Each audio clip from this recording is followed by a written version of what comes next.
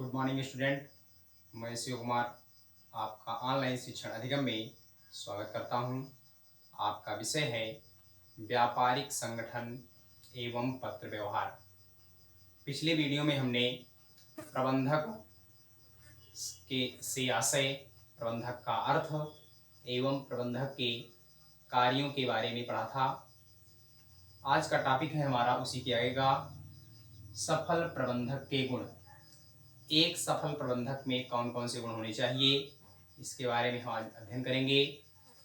तो प्रबंधक को एक नेता के रूप में होना चाहिए, एक नेतृत्व कर्ता होना चाहिए। वह व्यक्ति जो नेतृत्व करने की क्षमता रखता हो वह प्रबंधक बन सकता है, परंतु यह आवश्यक नहीं है कि जो व्यक्ति नेता हो वह प्रबंधक भी हो, परंतु जो व्यक्ति प्रबंधक का कार्य करता है उसके अंतर्गत या उसमें नेतृत्व करने की क्षमता होना अत्यंत आवश्यक होता है।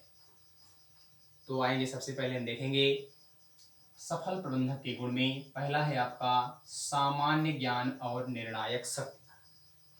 सामान्य ज्ञान एवं निर्णायक शक्ति में एक प्रबंधक में उपक्रम से संबंधित, उपक्रम जो संस्था है, मान लेते हैं ये आपकी संस्था है,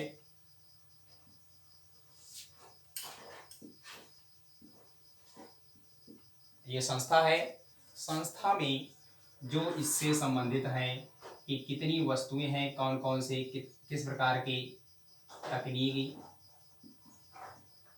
तकनीक संबंधी मशीनरियां जो हैं, मशीनों के बारे में, कर्मचारियों के बारे में, कर्मचारियों की योग्यता, मतलब संस्था या उपक्रम के बारे में संपूर्ण जानकारी होनी चाहिए कि किन किन तकनीकी संबंधी मशीनरियों का प्रयोग किया जाना है। कर्मचारी जो इसमें लगे हुए हैं उन कर्मचारियों की योग्यता किस प्रकार से होनी चाहिए कि वे सफल रूप से कार्य कर सकेंगे। इन सभी का ज्ञान एक प्रबंधक के अंतर्गत होना चाहिए तथा उसके अंतर्गत निर्णायक शक्ति। प्रबंधक सफल तभी होगा, सफल प्रबंधक तभी कहलाएगा जब उसके अंतर्गत निर्णय करने की शक्ति हो। यदि कोई कर्मचारी संस्था के विरुद्ध कार्य करता है तो उसको संस्था से बाहर निकालने की, निर्णय लेने की शक्ति उसमें होनी चाहिए, तभी वह एक सफल प्रबंधक कहलाएगा। अगला है आपका शिक्षा और प्रशिक्षण। एक सफल प्रबंधक में को शिक्षित होना चाहिए।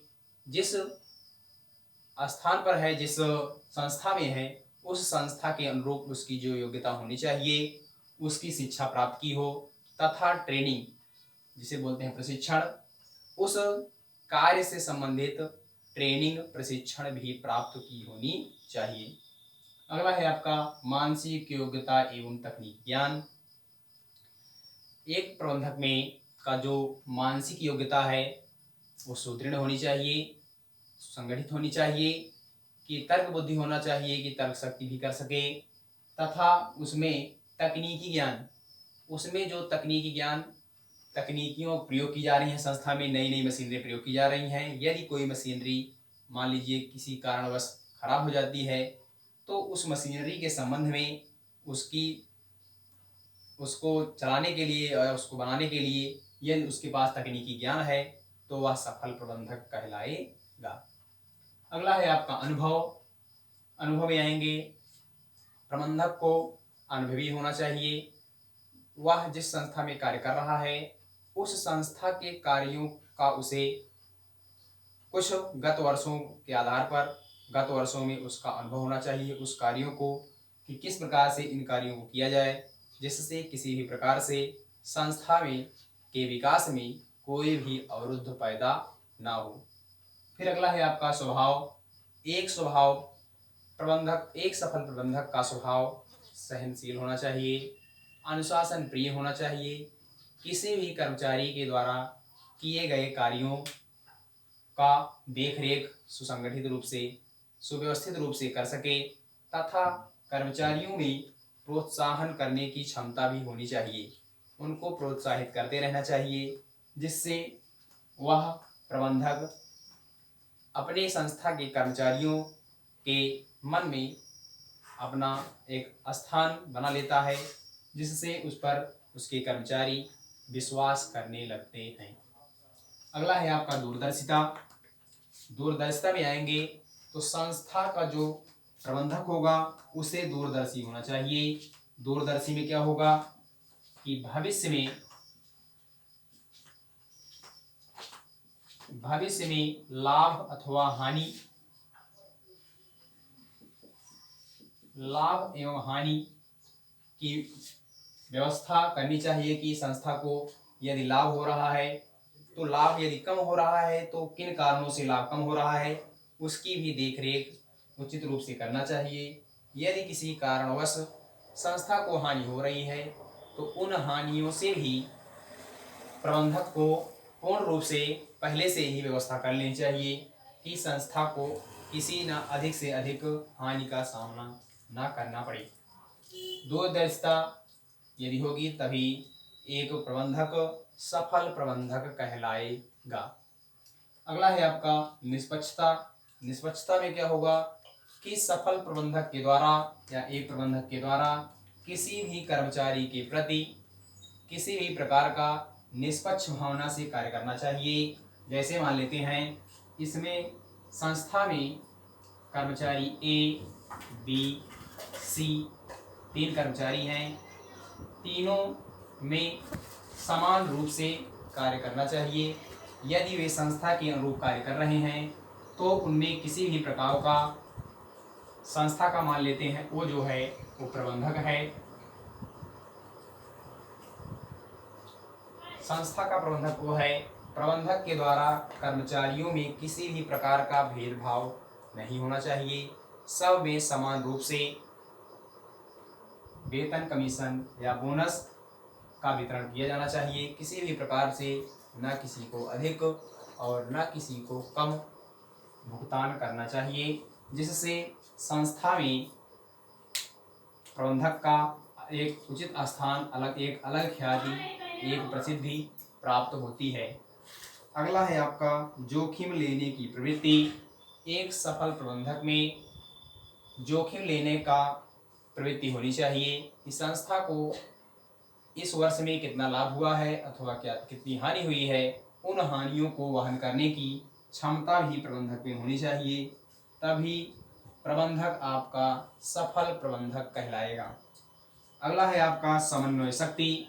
समन्वय शक्ति में किसी भी संस्था में जो उसके कर्मचारी हैं, कर्मचारियों में उसके द्वारा किए गए प्रयत्नों का पूर्ण रूपेण अच्छे ढंग से समन्वय करना चाहिए, जिससे कर्मचारी एवं व्यवसाय के स्वामियों में किसी भी प्रकार का मतभेद ना हो। आगे देखेंगे, अगला है आपका तीव्र बुद्धि। एक सफल प्रबंधक को कुशाग्र बुद्धि का होना चाहिए। यदि प्रबंधक कुशाग्र बुद्धि का है तो संस्था के प्रति, संस्था के द्वारा किए गए यदि किसी कर्मचारी द्वारा छल कपट किया जाता है तो उससे प्रबंधक उस छल या कपट से संस्था की जो हानि होगी उस हानि से बचाया जा सकता है। अगला है आपका नेतृत्व शक्ति। नेतृत्व शक्ति में क्या होगा कि एक सफल प्रबंधक में नेतृत्व करने की क्षमता होनी चाहिए। नेतृत्व करने की क्षमता में क्या है कि संस्था जो होगी, ये संस्था है, संस्था में जो कर्मचारी हैं उनसे, कर्मचारियों से सुचारू रूप से ABCD ये इसके कर्मचारी हैं, इन कर्मचारियों से सुचारू रूप से कार्य करवाना जो संस्था का उद्देश्य होगा, उस संस्था के उद्देश्य की पूर्ति के लिए पूर्ण रूप से उन सभी कर्मचारियों को उस उद्देश्य के प्रति प्रेरित करना, उस निर्धारित उद्देश्य तक पहुंचाना ही संस्था का जो प्रबंधक होगा उसके अंतर्गत नेतृत्व करने की क्षमता होनी चाहिए। यदि प्रबंधक के अंतर्गत नेतृत्व करने की क्षमता नहीं है या नेतृत्व शक्ति नहीं है तो वह सफल प्रबंधक नहीं कहलाएगा। तो आज के टॉपिक में हमने देखा, हमने पढ़ा सफल प्रबंधक के गुण के बारे में।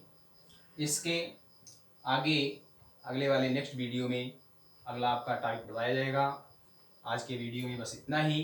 धन्यवाद।